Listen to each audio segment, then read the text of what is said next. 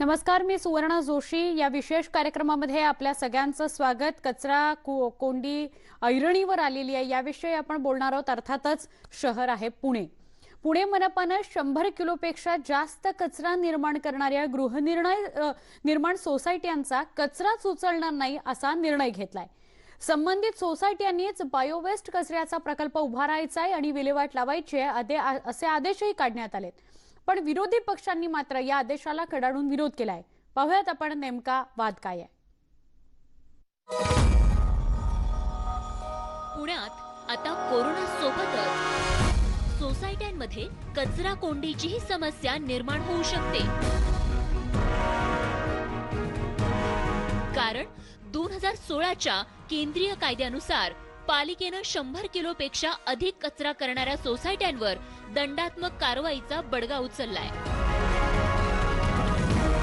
एवढंच नाही तर ज्या सोसायट्या आपला ओला कचरा जिरवणार नाही त्यांचा कचरा यापुढे उचलला जाणार नाही असा आदेशच काढण्यात आलाय. टप्प्याटप्प्यात का होईना प्रत्येक सोसायटीनी हे कचरा जिरवण्याची व्यवस्था त्या ठिकाणी निर्माण करायला हवी. आणि याचा मूळ उद्देश हा कचरा जिरवणं आहे, दंड करणं हा आमचा मूळ उद्देश नाही. त्यामुळे दंड केल्यानंतर आम्ही त्या सोसायटीला जर काही अडचण असेल तर ती देखील दूर करण्यासाठी आमचे SI किंवा इतर अधिकारी त्या ठिकाणी मदत करतील. त्यांना एखाद्या प्रकल्पाची काही माहिती हवी असल्यास किंवा काही तांत्रिक मार्गदर्शन हवं असल्यास त्या ठिकाणी आम्ही त्यांना ते उपलब्ध करून देऊ. आणि नक्कीच त्यांना यापूर्वी पण आम्ही वेळ दिलेला आहे आणि यापुढे पण मग काही त्यांना प्रकल्प राबवायचा असेल तर मग त्याला पुरेसा वेळ आम्ही त्या ठिकाणी देऊ. काही सोसायट्यांनी यापूर्वीच त्यांच्या आवारात गांडूळ खतांसारखे प्रकल्प उभारून समस्या सोडवलीये. इतर सोसायट्यांनी देखील हा उपक्रम सुरू केला तर पालिकेकडून टॅक्समध्ये 5% सूट देखील मिळणार आहे. एनवायरमेंटल फ्रेंडली है. कोई एक बार आपका ये बन गया पूरा सिर्फ पत्थर और सीमेंट और इन सब चीज़ों का बना हुआ है और बिजली का कोई खर्चा नहीं है. लेकिन जगह थोड़ा होना चाहिए. अगर आपका सोसाइटी बड़ा है तो आपको उतने ही बड़े एक कैलकुलेशन जो मैंने बताया उसके हिसाब से पिट्स होते हैं. तो अगर वो पिट्स नहीं, उतना जगह नहीं हुआ तो प्रॉब्लम होता है और फिर आपको इधर से उधर करना पड़ेगा उसको. मेन चैलेंज जगह का ही है. बिल्कुल मेन चैलेंज जगह का ही है और अच्छा गाइडेंस लेके करेंगे तो कोई प्रॉब्लम नहीं होगा. काँग्रेसचे गटनेते आबा बागुल यांनी पालिकेच्या निर्णयाला विरोध केलाय. छोट्या सोसायट्यांना प्रकल्प उभारण्यासाठी जागाच नसेल तर त्यांनी काय करायचं असा सवाल त्यांनी उपस्थित केलाय. 2016ला जर कायदा आलाय 2016ला तर तुम्ही त्या काळापासूनच तो निर्बंध प्लॅन सँक्शन करताना त्याच्यामध्ये ती स्पेस रिझर्व ठेवली पाहिजे होती आणि त्याशिवाय प्लॅन सँक्शन होता कामा नव्हता. आता अनेक सोसायटी आहेत, 70 वर्षापूर्वीच्या सोसायट्या आहेत, 1950 पासून पहिल्या आपण सगळ्या सोसायटीज आहेत. त्यांच्याकडे जागा नाही, त्यांच्याकडे खेळायला क्रीडांगण नाही, अमेनिटी स्पेस पण आपण घेतो आणि ते विकायला काढतोय. मग आपण त्यांना कचरा जिरवण्यासाठी जर जागाच नसेल तर ते कचरा कुठं जिरवणार. दुसरी गोष्ट की नागरिक तुम्हाला कचऱ्यापोटी 21% टॅक्स देते मिळकत करामध्ये, तर त्या नागरिकाचा काय दोष. पुणे पालिकेच्या हद्दीत लहान मोठ्या अशा 4000 गृहनिर्माण सोसायट्या आहेत. त्यापैकी 2250 सोसायट्या या 50 पेक्षा अधिक फ्लॅट असलेल्या आहेत आणि या सर्व सोसायट्यांना हा निर्णय लागू असणार आहे. एकंदरीतच सोसायटी कचरा कोंडीचा प्रश्न नक्कीच जटिल बनू शकतो. पुण्याहून व्हिडिओ जर्नलिस्ट गणेश कदमसह Chandrakant Phunde, bureau report, news 18 Lokmat. आमचे प्रतिनिधी चंद्रकांत फुंदे आपल्या सोबत आहेत. पुण्याला थेट जाणार आहोत आपण, त्यांच्याशी बोलूया. चंद्रकांत, विषय किंवा घेतलेला निर्णय जरी चांगल्या उद्देशाने घेतला गेलाय असं दिसत असलं तरी खूप काही प्रश्न आहेत समोर. एक तर जागेचा प्रश्न असेल, कर दिला जातो 21%, या संदर्भातला मुद्दा असेल जो बागुलांनी उपस्थित केला. काय सांगाल या सगळ्याविषयी? सुवर्णा, हा खरं तर 1916चा कायदा निश्चितच चांगला आहे, खूपच चांगला आहे. म्हणजे पर्यावरणाच्या दृष्टीने, सॉलिड वेस्ट मॅनेजमेंटच्या दृष्टीने.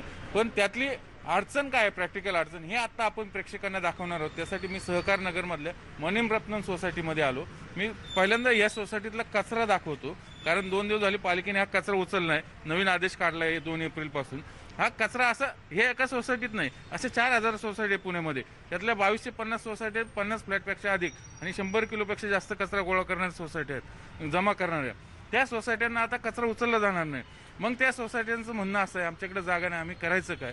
म्हणजे मुद्दा सगळाच हा एकदम जटिल बनलेला आहे. आपल्यासोबत या भागातले नगरसेवक आणि काँग्रेसचे गटनेते आणि पालिकेतले माजी महापौर, मला सांगा बाबा उपमहापौर, हे जे सगळं तुम्ही बघताय कचऱ्याचा सगळा प्रश्न जटिल बनलेला आहे. तुमच्या सोसायटीतले सगळे लोक आहेत, ऑब्व्हियसली काही अडचण आली ते तुमच्याकडे येतात.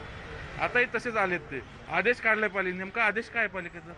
पालिकेने आता आपण बघा, पालिकेने आदेश असा काढला आहे की आपण जर हा कचरा आपण आपल्या भागामध्ये जर तो विल्हेवाट त्याची नाही लावली तर आम्ही तुम्हाला पहिली सूचना दिली 5,000, दुसरी सूचना 10,000 आणि 15,000 दंड. अरे दंड कशाचा मागताय? जे लोक तुम्हाला 21% कचऱ्याचे उचलण्याचे पैसे देतात मिळकत करातून, प्लस तुमच्याकडे स्वच्छ यंत्रणेतून जवळजवळ आता मला धक्का बसला की 220 रुपये प्रति महिना देतात. ओल्या कचऱ्याचे वेगळे आणि सुक्या कचऱ्याचे वेगळे असे देतात आहेत. आपण या कोरोनाच्या काळामध्ये घाईघाई कुठला तरी अध्यादेश काढतो. आपण महानगरपालिकेतले सत्ताधारी आणि प्रशासन मिळून सोसायट्यांच्या विरुद्ध एक मोहीम काढली का काय असं पुणेकरांच्या मनात संशय यायला लागलाय. कारण 6 मीटरचे 9 मीटर रस्ते अचानकच करा, कचरा तुमचा तुम्ही नाईट जर जिरवला तर आम्ही तुम्हाला दंड करू. आपण कशाचा दंड करणार? तिथं जर जागा तुम्ही प्लॅन सँक्शन करताना तिथं कचऱ्याची विल्हेवाट लावायची जागाच ठेवली नाही. सोसायटी नंतर होते, प्लॅन सँक्शन आधी होतो, तो बिल्डर विकतो आणि हे लोक आपला कचरा जिरवायचा. आता कुठं जिरवायचा त्यांनी? आता आपण बघितलं पुण्यात माझ्या सोसायटीतली अडचण बघूया नेमकी काय. मला सांगा तुमच्या सोसायटीचं तुम्हाला अडचण काय? आम्हाला ऍक्च्युली एक आताच आम्हाला म्हणजे साधारणतः 12/3 एक पत्र आलेलं आहे की आम्ही ओला कचरा तुम्ही जिरवायचा, सुका कचऱ्याबाबत सुद्धा त्यांनी काही तशी कल्पना याच्यामध्ये दिलेली नाहीये. अशा प्रकारचं पत्र दिलेलं आहे आणि त्यांनी हमी पत्र लिहून घेत आहेत आमच्याकडून की आम्ही ओला कचरा आणि सुका कचरा आम्ही उचलू म्हणून. पण तसं जर पाहिलं तर तुम्ही जे थोडक्यात माझ्या माहितीत ओला कचरा तुम्हाला जिरवायचा प्रकल्प करून आणि सुका पालिका उचलणार आहे. पण पालिका ती सुद्धा उचलत नाहीये. आता उचलत हा नाही? 2 दिवसाचा कचरा आहे. ते 2 दिवसाचा कचरा आम्ही पालिकेच्या जे स्वच्छ कर्मचारी त्यांना जर विचारलं की तुम्ही का उचलत नाही, ते म्हणे आम्हाला तसा अजून आदेश आलेला नाहीये. आणि दुसरं म्हणजे कसं की आम्हाला जर घनकचरा जर ओला कचरा जर जिरवायचा आहे तर त्यासाठी आम्हाला बिल्डरनी किंवा कॉर्पोरेशननी कुठली जागाही दिलेली नाहीये. तुमच्या सोसायटी जागाच नाही. कधीची तुमची सोसायटी? आमची सोसायटी 2004 ला हे झालेली आहे सुरुवात आणि अजूनपर्यंत त्याचं बांधकाम चालूच आहे.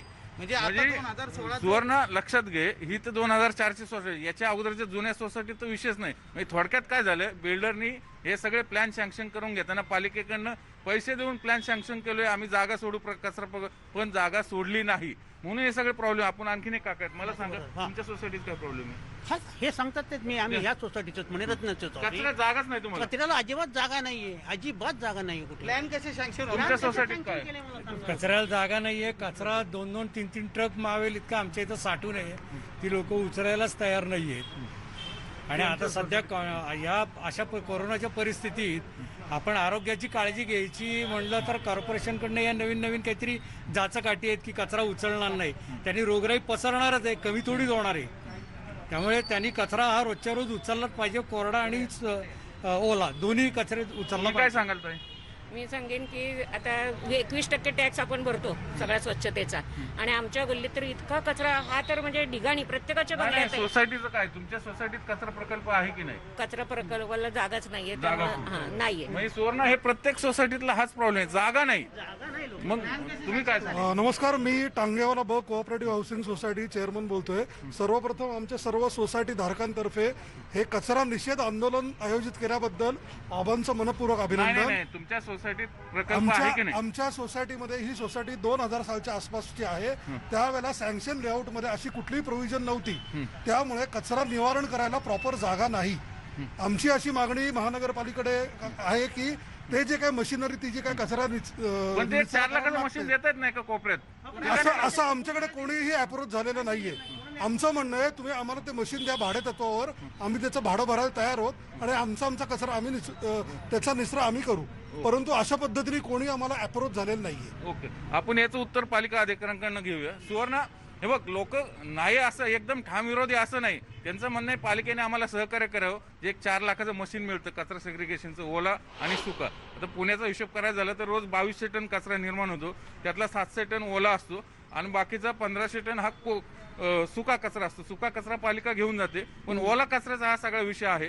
तो जिरवायचा कसा हा सगळ्यात मोठा प्रश्न आहे. नक्की. आणि तो सोसायट्यांसाठी आता जाचक केलं. मी चंद्रकांत तुला विनंती करेन, तू असा सोबत राहा. आपल्याबरोबर अजित देशमुख जोडले गेलेले आहेत, विभाग प्रमुख आहेत कचरा विभाग पुणे महापालिकेचे. अजितजी, आपलं स्वागत. पुण्यामध्ये एक वेगळाच प्रश्न निर्माण झालाय. ओल्या कचऱ्याचे विल्हेवाट लावायची कसे? म्हणजे तुम्ही नियम तर लावलेत, निर्बंध तर लादतायत की आता आम्ही कचरा उचलणार नाही, पण ओल्या कचऱ्यामध्ये जर अशी प्रोव्हिजन, जर त्या सोसायटीमध्ये जागाच नसेल तर अशा प्रकारचा निर्णय घेऊन करायचं काय, असा नागरिकांचा प्रश्न आहे. नमस्कार मॅडम, हा पुणे शहराचाच प्रश्न नाहीये. आपल्याकडे सॉलिड मॅनेजमेंट ऍक्ट आहे, सॉलिड वेस्ट मॅनेजमेंट ऍक्ट 2000चा. त्याच्यावरती अमेंडमेंट होऊन 2016ला सॉलिड वेस्ट मॅनेजमेंट रूल्स निघालेले आहेत आणि त्याप्रमाणे बल्क जनरेटर म्हणून ज्या सोसायट्या ज्या असताना रोज 100 किलोपेक्षा जास्त कचरा तयार करतील तर त्यांनी त्यांच्या कचऱ्याची स्वतः विल्हेवाट लावावी असं आहे. आता 2000 नंतरच्या आणि 2000 अगोदरचा हा जो प्रश्न आहे बिल्डिंगचा, मी मगाशी खूप बारकाईने प्रश्न ऐकला. 2000 नंतरच्या सोसायटीमध्ये तर सगळ्यांना बांधकाम परवानगी देतानाच हे अट टाकलेले आहे. आता 2000 पूर्वीचे आहे त्यांच्यामध्ये जागा नाही, तर अशा बऱ्याच सोसायट्या आहेत की त्याच्यामध्ये टेरेस गार्डनिंग आपण करू शकतो आणि आसपासच्या शेतकऱ्या, आणि आम्ही फक्त ओला कचरा घेणार नाही, सुका कचरा घेणार आहोत. बरेचसे लोक सोसायटी, अशा अनेक सोसायटी आहेत की जे स्वतः टेरेस गार्डनिंग करतायत, ऑर्गॅनिक फार्मिंग करतायत. आणि दुसरे असं पण आहे की आपल्या आसपासचे जे शेतकरी आहेत शहराच्या आसपासचे, ते सुद्धा ओला कचरा घेऊन जात असतात. तर बाकीचा सार्वजनिक कचरा जो आहे तो तर मनपा घेतच असते. पण आता हा कायदा आहे. अजितजी, आपण 2000च्या कायद्याविषयीचा उल्लेख केलात म्हणून जरा मध्ये थांबवून प्रश्न विचारते. 2004ची एक सोसायटी ज्याच्याशी आता आमचे प्रतिनिधी बोलत होते, त्यांच्या सोसायटीमध्ये सुद्धा ती जागा सोडलीच गेली नाही, जी सोडणं गरजेचं होतं, अपेक्षित होतं कचऱ्याची विल्हेवाट लावण्यासाठी. म्हणजे अशाही काही सोसायटी आहेत ज्या 2000 नंतर पास झालेल्या आहेत किंवा उभ्या राहिलेल्या आहेत. पण आता कशा पद्धतीने प्लॅन पास झाला माहित नाही, पण अशाही केसेस आहेत म्हणजे समोर. बरं, त्याच्यामध्ये आता मॅडम कसं आहे की आपल्याला स्वतःला त्याच्यामध्ये मार्ग काढावा लागणार आहे.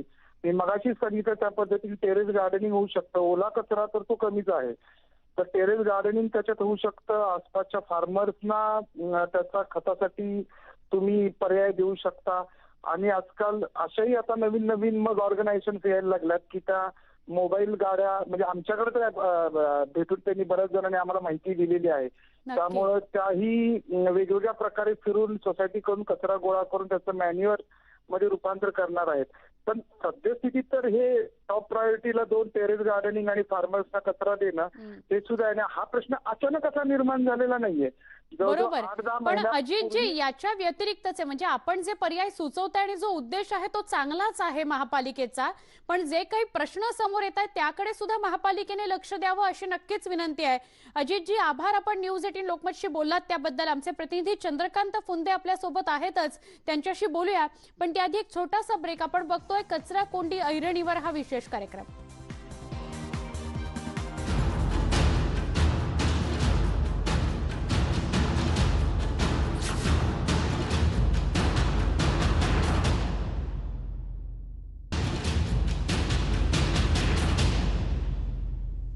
कचराकोंडी ऐरणीवर या विशेष कार्यक्रमामध्ये पुन्हा एकदा स्वागत. पुण्यातल्या कचऱ्याच्या प्रश्नाविषयी आपण बोलतो आहोत. जरी आत्ता लगेच अचानक निर्माण झालेला हा प्रश्न नसला तरी सुद्धा नागरिकांचं म्हणणं सुद्धा ऐकून घेणं तितकंच गरजेचं आहे. थेट जाऊया पुन्हा चंद्रकांत यांच्याकडे. चंद्रकांत पुण्याहून आपल्या सोबत आहेत. चंद्रकांत, अजित देशमुख आपल्याबरोबर होते, ज्यांनी वेगवेगळे पर्याय सुचवले, पण नागरिकांचे जे प्रश्न आहेत ते प्रॅक्टिकली कसे सोडवता येतील याचं उत्तर मात्र त्यांच्याकडे नव्हतं. हेच आता आपल्याला अजित देशमुखांनी काय पर्याय सांगितला, टेरेस गार्डन वर कचरा प्रकल्प कचरा जिरवण्याचा. हा प्रयोग ऑलरेडी यांनी केलेला आहे यांच्या सोसायटीत. त्यांचा काय अनुभव आपण त्यांच्याकडनं घेऊ. मला सांगा, त्यांनी देशमुखांनी म्हणजे पालिकेच्या प्रशासनाने सांगितलं तुम्ही टेरेसवरही हा प्रयोग करू शकता आणि ऑर्गॅनिक कचरा जिरू शकतं ओलं. तुमचा काय अनुभव आहे? पुण्यातल्या सगळ्या तज्ज्ञ मॅडम मिसेस शहा यांच्या मार्गदर्शनाखाली आम्ही जवळजवळ 4 वर्ष हा प्रकल्प टेरेसवरती राबवला, परंतु तो पावसाळ्यात सस्टेन होत नाही. उलट 6व्या मजल्यावरती ते टेरेस तयार केल्यानंतर जेव्हा धो पाऊस पडतो तेव्हा तो कचऱ्यासकट ते सगळं पाणी बिल्डिंगमध्ये खाली यायला लागलं आणि उलट त्याचा जास्त त्रास व्हायला लागला. आणि समजा त्याच्यात कुठली जर का इतर किड्यांची वगैरे इन्फेक्शन झाली तर ती वरनं डायरेक्ट अख्ख्या सोसायटीमध्ये पसरतायत. तर तो प्रकल्प सोसायट्यांमध्ये जर का वेगळी जागा नसेल तर सस्टेन होण्यासारखा नाहीये. म्हणजे सुवर्ण आपण ऐकलं, जो पर्याय सुचवला देशमुखांनी पालिकेमार्फत, त्या पर्यायाचं पुढं काय झालं हा याची देही अनुभव यांनी सांगितलेलं आहे. आता मग पर्याय काय? पर्याय आता आपण रोखेम, दिशा यांना कोट्यवधी रुपये ओला कचराचं आपण खत करण्यासाठी कोट्यवधी रुपये खर्च करतोय महानगरपालिका. तुम्ही ऐकलं असेल उरळी कांचनवर फक्त कागद हातराला 100 कोटी घालवले होते. हे पैसे गेले कुठून? आज अचानक हे फॅड आलं कुठून? मग आता आपण रोखेम, दिशा हे सगळे मोठमोठे प्रकल्प त्यांच्याशी करारनामे केलेत. हे त्यांच्याशी 30-30 वर्षाचे करारनामे केले. ते उद्या कोर्टात जाणार, त्यांना ओला कचरा नाही मिळाला. मग त्यांना फेस कोण करणार? आणि त्यांना कोर्टात 30 वर्षाचे पैसे महानगरपालिका या पुणेकरांच्या करातून देणार का भरून? म्हणजे आपल्याकडे काही प्लॅनिंग नाही, काही माहिती नाही कोणाला.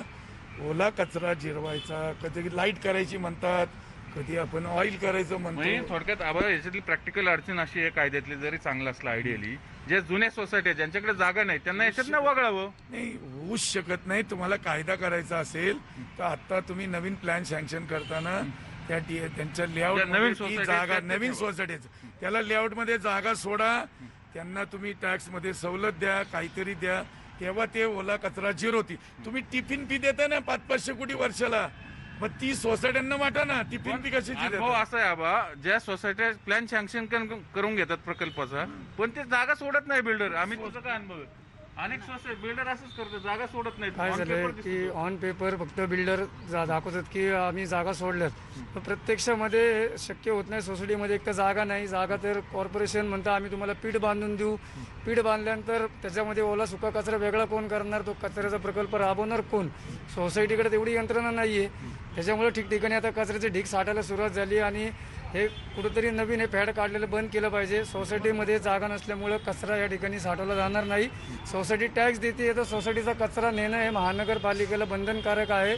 महानगरपालिका आपली जबाबदारी झटकते आणि सोसायटींच्या अंगावरती जबाबदारी टाकत आहे. काका तुम्ही काय सांगाल? तुमचं आमच्याकडनं अतिरिक्त पैसे आम्ही वरच करतोय, ओल्या करतोय, सुक्या करता देतोय. आता हे बंद करून आणखी ॲडिशनल आमच्यावर बर्डन टाकायचं काय कारण आहे? म्हणजे प्रॉपर्टी टॅक्सचे पैसे आम्ही देतोच, तुमचं वर्षाचं बिल त्याच्याशिवाय याच्याकरता आम्ही खर्च करतोय. आणि आता तुम्ही आमची सगळी गैरसोय निर्माण केलेली आहे. ते हा कचरा जर नेला नाही तर दर महिन्याला 230 रुपये प्रति फ्लॅट देतोय. प्रति फ्लॅट पर सोसायटीचे आमचे 95 फ्लॅट आहेत.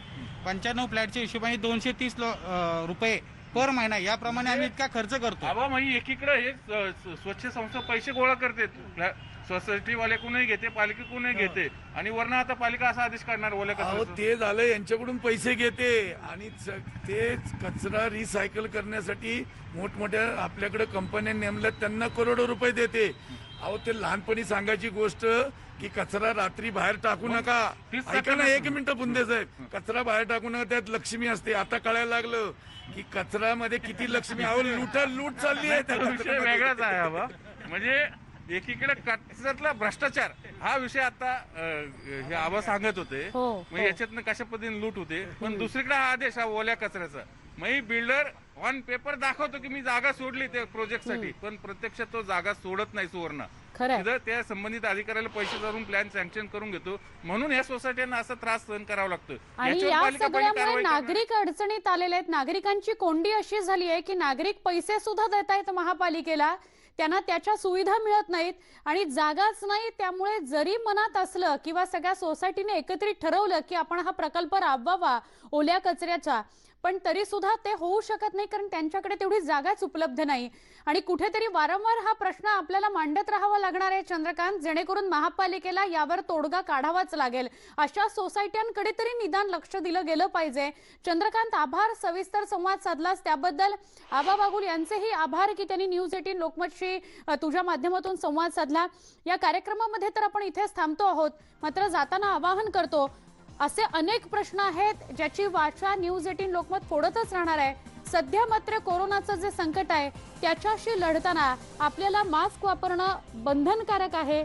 मास्क वापरा, सोशल डिस्टन्सिंग पाळा, सॅनिटायझर सोबत राहू द्या. पहा फक्त न्यूज 18 लोकमत.